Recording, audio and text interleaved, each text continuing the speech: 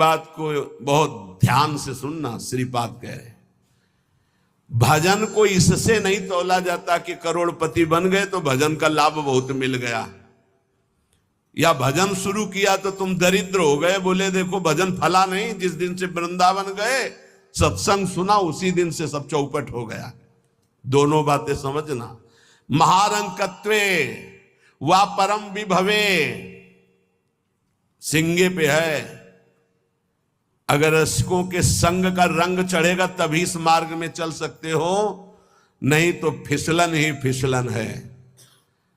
महारंकत्व हो सकता है जिस दिन से भजन शुरू करो उस दिन से शुरू हो जाए तुम्हारा पाप का संयोग जो पूर्व जमा हुआ है, क्योंकि नष्ट होकर अब तुम्हें भगवत प्राप्ति करानी है। कल एक साधक भारी रोग से ग्रसित, और वो बोला कि हमें लगता है कोई वैष्णव अपराध बन गया। क्यों? नहीं, ये शरीर में। अरे बावरेपन में हम कह रहे शरीर रोग से ग्रसित है तो बुद्धि को तो स्वस्थ रख ले। बुद्धि रोगी हो गई तो शरीर स्वस्थ होने पर भी महान नरक जैसा उसको दिन और रात व्यतीत होता है, नारकी भोगों का चिंतन करते हुए। कोई अपराध तब बनता है जब अहंकार होता है, ध्यान रखना। और तुम जो सब शरणागत हो, रोज ऐसा मंजना लगता है कि तुम्हारे अहंकार चढ़ पाएगा। रोज बर्तन मांजा जाए तो चाहे जितना गंदा हो एक दिन चमकने लगता है। ये सत्संग भाग भर मत जाना, पक्का समझना। जितने बैठे हो अनुभव कर लेना, जहां कमजोरी है यही लगेगा सिर्फ मेरे लिए बोला जा रहा है। और सत्य मानना, ये सत्संग है, ये सार्वजनिक भगवदानंद के लिए किसी व्यक्ति का लक्ष्य करके नहीं, सार्वजनिक सार्वभौम सत्संग होता है। शरीर का रोगों से ग्रसित हो जाना या कोई विपत्ति आ जाना ये हमारे पूर्व अपराध का है, पूर्व पाप का है। वर्तमान में यदि वैष्णव अपराध होगा तो शारीरिक दंड नहीं मानसिक दंड होगा। क्या? आपका भजन रोक दिया जाएगा। तत्कालिक आप बहुत शुद्ध वैष्णव पवित्र हृदय के हैं, अगर कोई त्रुटि हो गई तो तत्कालिक दंड मिलता है। खोपड़ी दीवाल में लग गई, चबेटा लग गया, दांत से जबान कट गई, अचानक कोई ऐसी घटना घट गई, थोड़ी मोड़ी चोट, ऐसा असाध्य रोगों का सृजन पूर्व शरीर रचने के पहले ही होता है, जो पूर्व पाप से है। आज हम भजन कर रहे हैं लेकिन पूर्व पाप रचित इसमें जो सृजन किया गया रोग वो पहले का है, आज से थोड़ी उत्पन्न हुआ है। तो साधक को बहुत विवेकवान रहना चाहिए, नहीं तो अब हमारा शरीर अस्वस्थ और बुद्धि अस्वस्थ, यही मूर्खता नहीं। शरीर स्वस्थ और बुद्धि स्वस्थ है तो हम परमानंद में मगन, ठिंगे पे रखा है। हमारी बात को समझना। हमारी बुद्धि भगवदाकार है तो पूरे शरीर में कीड़ा पड़े हो, गलता लगाओ तो कुछ फर्क नहीं है।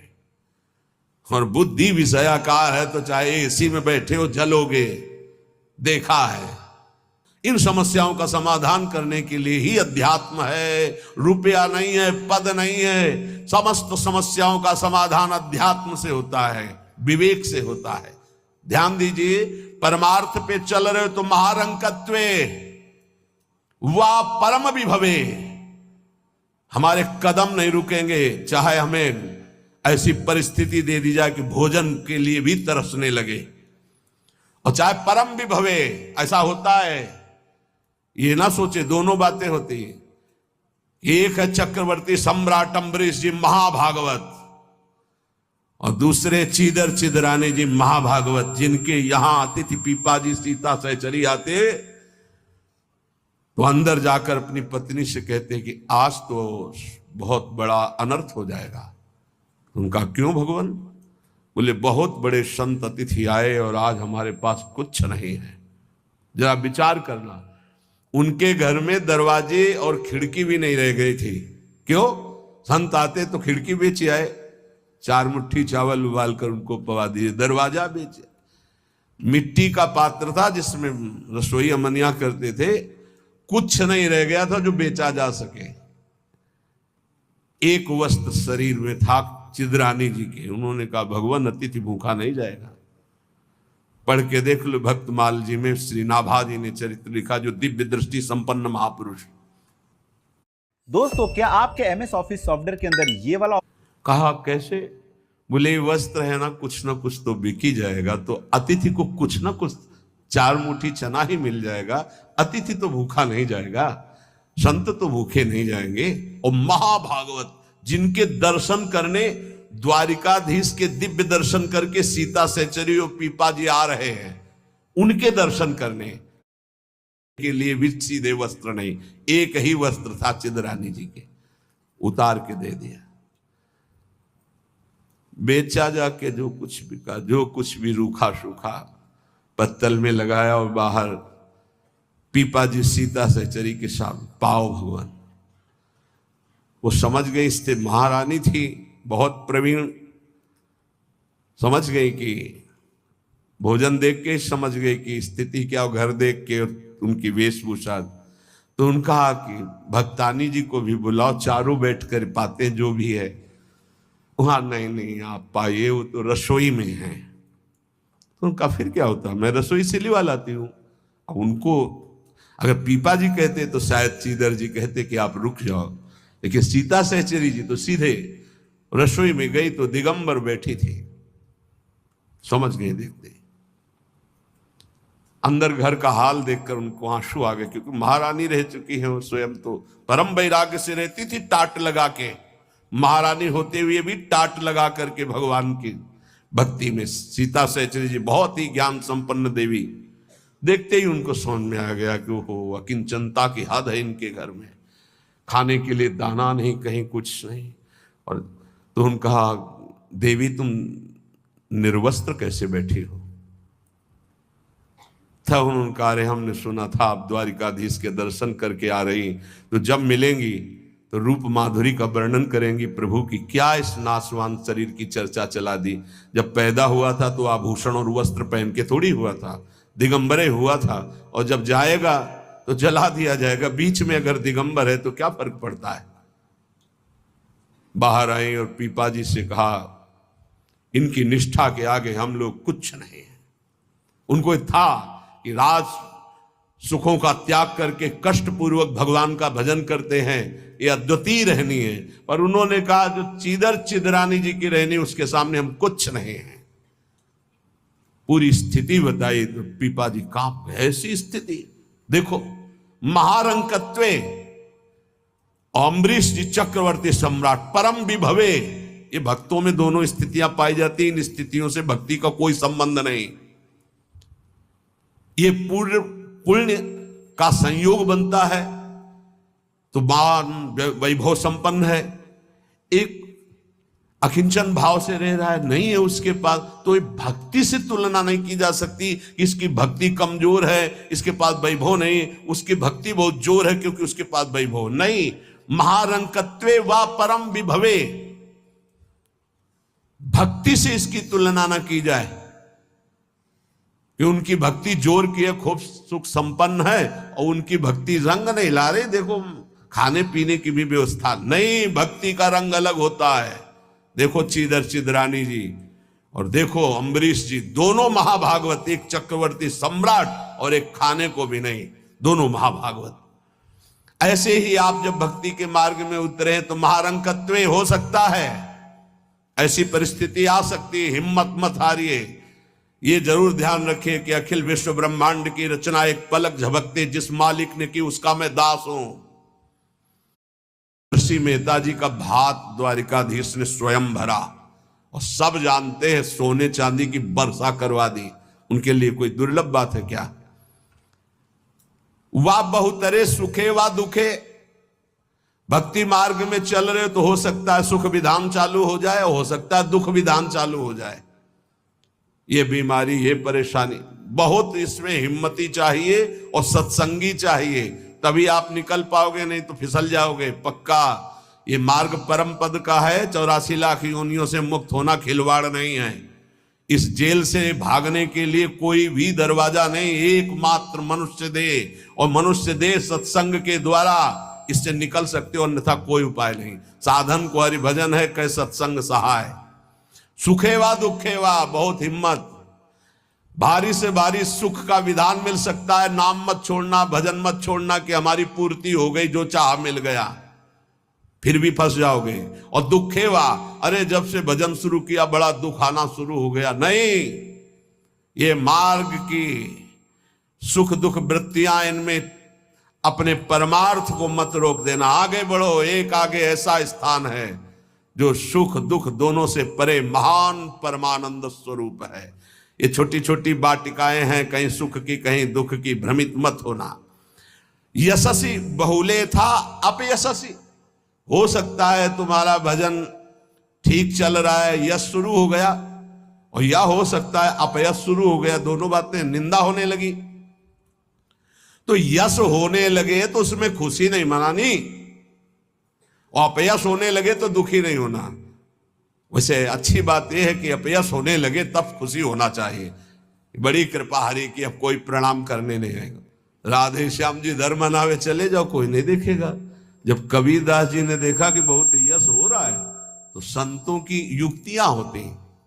काशी की एक वैश्या के पास गए, वैश्या ने देखा कबीरदास जी आए, खड़े हो गए, प्रणाम किया। महाराज पहली प्रार्थना कि आप जल्दी यहां से निकल जाओ। उनका क्यों? अरे बोले इस गली में खड़े होने का मतलब है कि निंदा होना। आप महान संत हैं, आप यहाँ खड़े भी होंगे तो आपकी निंदा। हम बोले वही करवाने के लिए आए, हम निंदा करवाने के लिए आए, आप हमारा साथ देंगी? उनका भगवान आप आज्ञा करें, भला मैं नीच आपकी क्या सेवा कर सकती हूँ? बोले गले में हाथ डाल के पूरी काशी में घूमना है। बोले महाराज कोई पानी नहीं पूछेगा आपको। बोले यही चाहते हैं। बोले भी जैसी आपकी इच्छा। गंगा जल भरा, थोड़ा रंग वंग डाल के, एक हाथ में गंगा जल की बोतल, दूसरे हाथ में वैश्या। अरे बोले देखो देखो, दूसरे दिन से कबीरदास जी की कुटिया शांत, कोई प्रणाम नमस्कार नहीं। अरे हम जानते थे, कुछ तो कहते हम जानते थे पहले से, असलियत तो यही है। और कुछ कहते यार कुछ तो गड़बड़ है, ऐसे महात्मा तो नहीं है। फिर भी जो कुछ श्रद्धा रखते थे वो इस बात से नहीं गए कि ठीक है अच्छे हैं पर ऐसा कैसे कर सकते हैं, छोड़ो यार। वहां कोई प्रणाम नहीं, बड़े चैन से भजन करने लगे। युक्तियां संतों की होती, पर वो युक्ति सिद्ध ही करे, जीना मुश्किल हो जाएगा अगर हिम्मत नहीं है, भगवत प्राप्त नहीं है। सिद्धों की बात है, उपद्रव न करे कि अब हम भी कुछ थोड़ा ऐसा कर, पिट जाओगे। हाँ हाँ, सिद्धों की बात अलग है। फिर राजा को अश्रद्धा हुई तो चमत्कार भी उनके जीवन में था ऐसा कि दिखाया, होश उड़ गए। तो कहा भगवान वो, बोले वो जन साधारण की आंखों में धूल डालने के लिए बहुत एकत्रित हो गए, भजन में बड़ा विघ्न पड़ने लगा। यशस्वी बहुले था अपयशस्वी। देख लो भक्ति का मार्ग, आप खिलवाड़ मत समझो। महारंकत्वे व परम विभवे, मेरे कदम नहीं रुकेंगे, चाहे भिखारी बना के रखो, चाहे चक्रवर्ती राजा बना दो, सुख दे दो या भारी दुख दे दो, कदम नहीं रुकेंगे आपकी तरफ से। यशस्वी बहुले था अपयशस्वी, चाहे यशस्वी बना दो चाहे निंदा कराने, खूब निंदा कराओ, हमें मार निंदा हो तो भी हमारा मार्ग नहीं रुकेगा। आगे मणौवा लोस्ट्रे, चाहे मणि दे दो और चाहे माटी के घरौंदे पे रखो, हमें कोई फर्क नहीं पड़ता। महलों में रखो चाहे झोपड़ी में वास दो। सुहृदे परम व द्वेष्यति, सब लोग हमें प्यार करें या सब हमसे द्वेष करें, कोई फर्क नहीं पड़ता, हम अपने मार्ग पर चलेंगे। समा दृष्टि नित्यम मम भवति वृंदावन जुषा, मैं ऐसी सम दृष्टि रख के चलूंगा। हे वृंदावन धाम, मुझे सामर्थ्य प्रदान करो कि मेरे कदम किसी भी स्थिति में लड़खड़ाए नहीं। ये बहुत बड़ी बात है। बिना इस बात के आए बात की बात में नहीं पहुंचा जाता। ये बहुत हिम्मत की बात है, ये शूरवीर का मार्ग है। दुख आवे या सुख, संपत्ति आवे या विपत्ति, यश आवे या अपयश, महलों में रखे चाहे झोपड़ी में, हर स्थिति में हमारी भक्ति में कभी नहीं होने वाली ये निष्ठा रखे। यहां ऐसी भक्ति बहुत कम है, बहुत कम है। इसीलिए खूब सत्संग सुनो, जितना विश्वास दृढ़ करोगे उतनी भक्ति महान होगी। बिन विश्वास भगति नहीं ते बिन द्रवहि न राम, और राम कृपा बिन सपने जीव न लह विश्राम। हित ध्रुव जो विश्वास है तब ही सुधरे बात, ना तरु माया पंथ में फिरे जो टक्कर खात। और ये स्थिति समत्व की तभी आती जब इष्ट में ममत्व हो जाता है। कि अब आपको नहीं छोड़ सकते, चाहे जो कुछ हो जाए प्रभु, चाहे जैसी परिस्थिति हो। संतों की वाणी, इष्ट में अपने सुदृढ़ अनन्यता हो जाना। राधा वल्लभ ध्यान धरोउर, राधा वल्लभ इष्ट हमारे, राधा वल्लभ नाम जपोनित, राधा वल्लभ ही में धारे, राधा वल्लभ जीवन है मम, राधा वल्लभ प्राण ते प्यारे, राधा वल्लभ नैन बसे, सरस माधुरी होत नहीं छिन न्यारे। परम संत श्री रसिक सरस माधुरी जी कह रहे हैं, राधा वल्लभ का ही नाम हमारी जिह्वा में और राधा वल्लभ का ध्यान हमारे हृदय में, क्योंकि इष्ट हमारे राधा वल्लभ। राधा वल्लभ का हृदय में ध्यान और मुख में नाम, ये आचार्य चरण भी आदेश करते हैं। सबसो हित निष्काम मति, श्री वृंदावन विश्राम, श्री राधा वल्लभ लाल को हृदय ध्यान मुख नाम। जो आचार्य का है, इष्ट उसके अधीन होते हैं, तो हर समय हमारे मुख से राधा वल्लभ राधा वल्लभ राधा वल्लभ। अब सेवक जी महाराज ने हा हरि रा राधा बा वृंदावन सा सहचरी, हरिवंश नाम में चारों की उपस्थिति पाई, इसलिए आदेश करते हरिवंश नाम विसरे न छिन्न, श्री हरिवंश सहाय बल, हरिवंश भरोसे भय निडर, नित गर्जत हरिवंश बल। इसलिए हम वृंदावन नित्य विहार रस के उपासक, आचार्य की आज्ञा और सेवक जी की आज्ञा दोनों मिलाकर, इसलिए हम हर समय जपते रहते राधा वल्लभ श्री हरिवंश, राधा वल्लभ श्री हरिवंश।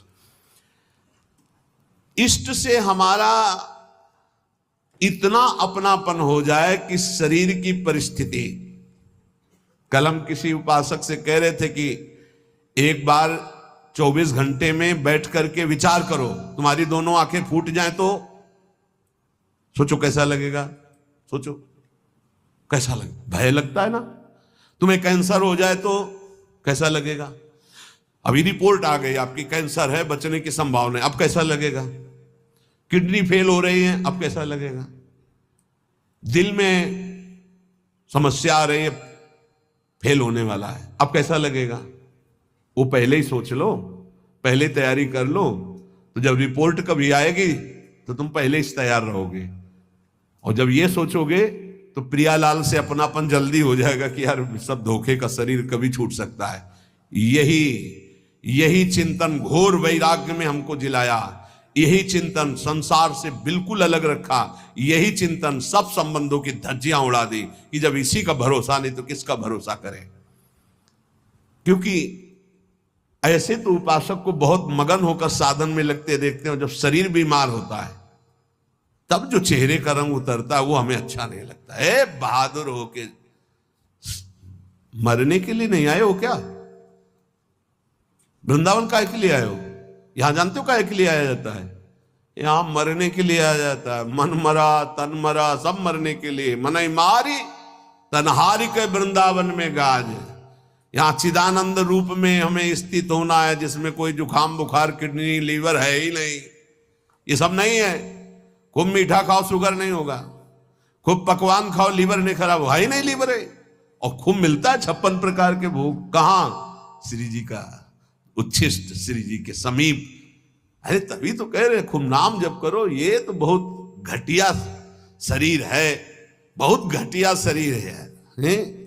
और ऊपर से मार इसे सजाए हो, नहीं सजाए, इतना गंदा है। हम इसलिए कह रहे इसे थोड़ा वैराग्य धारण करो। कौन सा बढ़िया है, कौन सा बढ़िया इसमें क्या है इस शरीर में जो बहुत प्यार कर रहे हो। बस चमड़ी का ऊपर खेल है। तो अज्ञानी पुरुष चमड़ी से प्यार करता है, ज्ञानी पुरुष तो तत्व से प्यार करता है। शरीर बीमार हो गया तो तुम बीमार हो गए क्या भैया, पर चेहरा उतर जाता है, ये हमको अच्छा नहीं लगता। चेहरा प्रसन्न होना चाहिए कि अब जाने का नंबर आ रहा है, खुशी होनी चाहिए। जैसे नौ विवाहिता और गमन हो रहा है उसका अपने पति से मिलन के लिए, तो कैसा अपने परिवार का थोड़ा वियोग तो होता है, रोते माँ से बका, अंदर बड़ी खुशी रहती है। हाँ, यद्यप हम सबको बहुत प्यार करते हैं, रोएंगे नहीं, हमारा भाव खराब हो जाएगा। हमारा रोना श्री जी के लिए होगा। जब उपासक को देखते कि अमुक रोग और चेहरा उतर गया, तो लगता है कि नहीं यार, सिंह का बच्चा नहीं है। नहीं यार, फांसी का भी अवसर आने पर हमारे देशवासियों ने जय हिंद बोलकर फांसी चढ़ाई है, देशभक्ति में। फिर तुम श्यामा श्याम के भक्त हो, शरीर रोगी हो गया तो मुस्कुराओ, उछलो उछलो, नाचो बाके कि जाना है श्री जी के पास यार। अब तो हमें लगता है सर्टिफिकेट बढ़िया बन, बोले कैंसर ठीक हो गया तो उदास हो जाओ, पास रोक दिया गया क्या कुछ दिनों के लिए? हम तो सोच रहे थे जल्दी मिलेंगे। ऐसा ही होना चाहिए, जब रोग बढ़े और जाने की बात आवे तो खुशी मनावे कि श्री जी के पास जाना है। लेकिन श्री जी के पास जाने के तो तुमने सोचा ही नहीं था, इसीलिए तुम उदास हो गए। इस सत्संग को समझो, रोज अपने अंदर कोई ना कोई विचार करो कि अगर किडनी फेल हो गई तो, अगर दिल फेल हो गया, ये सब फेल होने वाले हैं, तो तुम्हारा दिमाग सही रहेगा। नारायण स्वामी कहते हैं जो दो को याद करता है वो आगे बढ़ जाता है। एक तो श्री भगवान को मत भूलो, दूसरे मृत्यु को मत भूलो। मरना है, काहे को पाप कर रहे हो, काहे को उद्दंडता कर रहे हो, अधर्म आचरण कर रहे हो, जाना है यहां से। तो हम सब उपासक से प्रार्थना करते हैं, पहले ये बताओ कि भगवत मार्ग में जाने के लिए आए हो या रहने के लिए? जाने के लिए आए हो ना। कहां? श्री जी के पास। तो अगर बुलावा कैंसर रूप में आए तो उदास क्यों हो रहे हो? कैंसर सर्टिफिकेट है श्री जी से मिलने की, किडनी फेल सर्टिफिकेट है। ऐसा नहीं, सिंह के कभी सिंहार नहीं पैदा होते। भगवत मार्ग के साधकों के अंदर कभी एक कायरता, मृत्यु का भय नहीं आता। मृत्यु का भय रोग आते ही तुम्हारे को भयभीत कर देगा कि हे अब तो क्या होगा। अरे अब वही होगा जो हम चाह रहे थे, अब श्री जी मिलेंगी पक्का। मस्ती छानी चाहिए, नाचना चाहिए श्री जी के पास। श्री जी से प्रेम नहीं है, शरीर से प्रेम है, सच्ची मानना। और ये हो गया रोगी तो अब चेहरा उदास हो गया, क्यों? क्योंकि गया हमारा सुख, यही सुख था हमारा। इसीलिए रोज सत्संग में कह रहे ये कुछ नहीं है, ये मलमूत्र का भांड है, इसमें कुछ प्यार मत करो, कहीं सुख नहीं है, केवल तुम्हें पागल बना रही माया, पागल समय नष्ट करवाया जा रहा है, तुम्हारा भगवत चिंतन छुड़ाया जा रहा है। वो देख के मुस्कुरा दिया, पूरा चिंतन गया। और हमारी श्री जी मुस्कुरा रही, तुम्हें उधर नहीं दिखाई दे रहा है। आवत सी वृषभानु दुलारी, रूप राशि चतुर शिरोमणि, अंग अंग सु बुद्धि मारी गई सारी। हाँ, पांच भौतिक शरीर मुस्कुरा रहे, उनकी मुस्कुराहट में अभी तो अप्सरा ले उतरी। विचार करो, देवलोक भूलोक रसातल, सुन कवि कुल मत डरिए, सहज माधुरी अंग अंग की कह कासो पट दे। जिनकी मुस्कुराहट में लाल, वो हमारी स्वामिनी हो यार। ऐसी श्री जी के शरणागत होकर किसी की मुस्कुराहट, त्रिभुवन में कोई पैदा नहीं हुआ कि मुस्कुराहट हमारी श्री जी की प्रभाव जो डालती उससे कोई अलग प्रभाव डाल सके। क्यों आपको डालती? क्योंकि श्यामा श्याम की अनन्यता नहीं। गावे श्यामा श्याम को, ध्यावे श्यामा श्याम, तो निरखे श्यामा श्याम को, बस यही हमारो काम। कुछ कठिन नहीं है श्यामा श्याम से मिलना, सच्ची बात कह रहा हूं, हृदय की बात कह रहा हूं। बस इनके सिवा कोई हमारा ना हो तो जल्दी मिल जाए, पर इनके सिवा और जो कोई है हटा नहीं पा रहे, नहीं हटा पा रहे। लग लो कब तक तुम्हारा संग कौन देता देखते हैं। मात तात सुतदार देह में मति अरुझे मति मंदा, हित किशोर को है चकोर तू लखी वृंदावन चंदा। कोई तुम्हारा नहीं प्यारे। जिस दिन हृदय में आ जाएगा श्यामा श्याम के सिवा कोई नहीं है, तो सच्ची मानिए ये गलवैयां दिए मुस्कुराते आपको आकाश में देखोगे तो आकाश में, धरती में देखोगे तो धरती में, दसों दिशाओं में जिधर दृष्टि जाएगी यही आएगा, निहाल हो जाओगे। बहुत रिझवार ठाकुर है जुगल सरकार, बहुत रिझवार। ये जो हम बोल रहे हैं ना, पक्की बात समझ, बहुत रिझवार हैं पर आपका कोई है इसीलिए वो सामने नहीं आ रहे। जिस दिन आपके हृदय में ये कोई नहीं होगा उसी दिन, हाँ, यह जोरी अविचल वृंदावन ना ही नान सो काज। बोले गावे श्यामा श्याम को, ध्यावे श्यामा श्याम। श्यामा श्याम कैसे बसे होते हैं? यही है, बिल्कुल यही है। बस तुम्हें दिखाई इसलिए नहीं दे रहे कि तुम्हारा कोई हृदय में और है। नहीं, जैसे ये कैमरा खड़ा है ना, देखो जुगल कैमरा खड़ा है, ऐसे गलवैया धारे खड़े हैं, तुम्हें कैमरा नजर आएगा और यहीं वो खड़े हैं। बस अपनापन केवल उनसे हो, सच्ची माने, वो देख देख के मुस्कुरा रहे हैं। बस ये जरूर है कि तुम्हारे ऊपर कृपा दृष्टि हो चुकी है, बस तुम अपनी कृपा कर लो। इनके सिवा किसी को अपना मत मानो, बहुत जल्दी दर्शन हो जाएंगे, बहुत जल्दी। जिस समय जीव के हृदय में केवल ये, बस आपके सिवा कोई, उनको समझाने की जरूरत नहीं, सफाई देने की जरूरत नहीं, वो इंतजार कर रहे हैं केवल इसी बात का कि संत संग से, गुरु कृपा से तुम सब संबंधों का, सबकी ममता ताक बटोरी, मम पद मन ही बांधी बरडोरी। बस केवल इतनी साधना है, बहुत जल्दी लाभ प्राप्त हो जाएगा, बहुत जल्दी। ओ ध्यावे श्यामा श्याम, तो निरखें श्यामा श्याम को, यही हमारो काम, यही हमारो काम। नाम दंपति लो लागी, निज सेवा सुख रंग महल लीला अनुरागी। सरस माधुरी रंग रंगे, मदमाते डोले, और मिले रसिक सजाती संग खोल, अंतर ते मृदु बोले। अगर सजाती रसिक जन मिल जाए तो प्रेमी जनों का हृदय खुलकर उनको प्रेम रस में डुबोता है। नहीं तो रात दिन अपने श्यामा श्याम का गायन, उन्हीं में चित्त को डुबोना। अब जो भजन नहीं कर रहे, संसार के राग रंग में मगन है, भोगों में, उनको ये समझना चाहिए कि ये ना भोग रहेंगे ना आपका शरीर रहेगा। बार बार इसीलिए समझा रहे कि यही हमारी भगवत विमुक्ता श्यामा श्याम के सम्मुख नहीं होने दे रही।